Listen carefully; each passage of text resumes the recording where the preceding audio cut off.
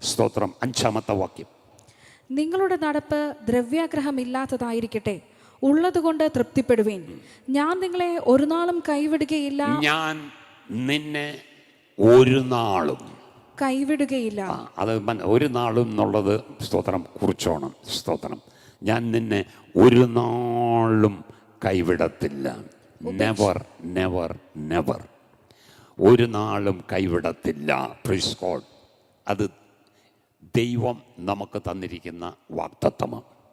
ഒരു ദിവസത്തിൻ്റെ ഒരു മാസത്തിൻ്റെ 30 ദിവസവും ഒരു വർഷത്തിൻ്റെ 365 ദിവസവും ഈ പ്രോമിസിന് വാലിഡിറ്റി ഉണ്ട്.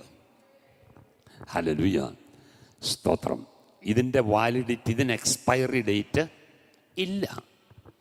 ഹല്ലേലൂയ, സ്തോത്രം. ഇതിന് എക്സ്പയറി ഡേറ്റ് ഇല്ല. ഇത് നിത്യമായിട്ടുള്ള വചനമാണ്, നിത്യവചനമാ, സത്യവചനമാ. അത് തൻ്റെ ഭക്തന്മാർക്ക് വാഗ്ദത്തമായി കൈമാറിയ ദൈവസ്നേഹത്തിനായി കരമുയർത്തിയൊന്ന് സ്തോത്രം ചെയ്താട്ടെ. ഹല്ലേലൂയ. അപ്പം ഞാൻ നിന്നെ ഒരു നാളും കൈവിടുകയില്ല, ഉപേക്ഷിക്കുകയില്ല എന്ന് അവൻ തന്നെ അരുളി ചെയ്തിരിക്കുന്നുവല്ലോ. ആരെ കൊണ്ട് പറയിപ്പിച്ചതല്ല, അവൻ തന്നെ അരുളി ചെയ്തിരിക്കുന്നുവല്ലോ. അപ്പം ദൈവം താനായി തന്നെ പറഞ്ഞ കാര്യമാണ്. സ്തോത്രം.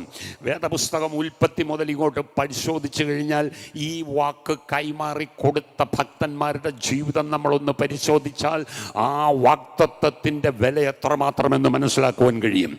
അപ്പൻ്റെ ഭവനത്തിൽ നിന്ന് അപ്പൻ അനുഗ്രഹിച്ചു വിട്ട യാക്കോബ്, സ്തോത്രം, ബേർശേബ മരുഭൂമിയിൽ സന്ധ്യയായി കഴിഞ്ഞപ്പോൾ ഒരടി മുന്നോട്ട് വയ്ക്കുവാൻ കഴിയത്തില്ല. ഓളി കേൾക്കുന്ന ശൂന്യപ്രദേശമാണ്, വന്യമൃഗങ്ങളെല്ലാം ഉണ്ട്.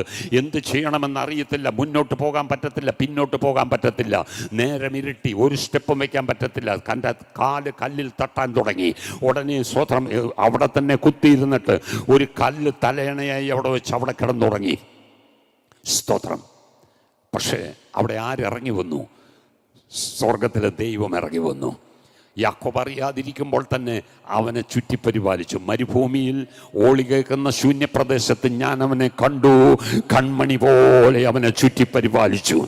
എന്നിട്ട് സ്തോത്രം, ആ ദൈവം അബ്രഹാമിനോട് സംസാരിച്ച ദൈവം, ഇസഹാക്കിനോട് സംസാരിച്ച ദൈവം, അന്നുവരെയും യാക്കോബിനോട് സംസാരിക്കാത്ത ദൈവം അന്ന് രാത്രി സ്വപ്നത്തിൽ യാക്കോബിനോട് സംസാരിക്കുക.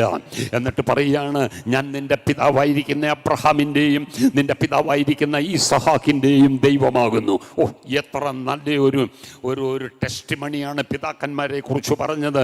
അങ്ങനെയെങ്കിൽ നമ്മുടെ മക്കളോടും ദൈവം സ്വപ്നത്തിൽ, ദർശനത്തിൽ ദൈവം അരുളപ്പാടുകൾ കൈമാറുമ്പോൾ പറയണം, നിന്റെ അപ്പനായ ഇന്നയാളുടെ സ്തോത്രം ദൈവമാ ഞാൻ.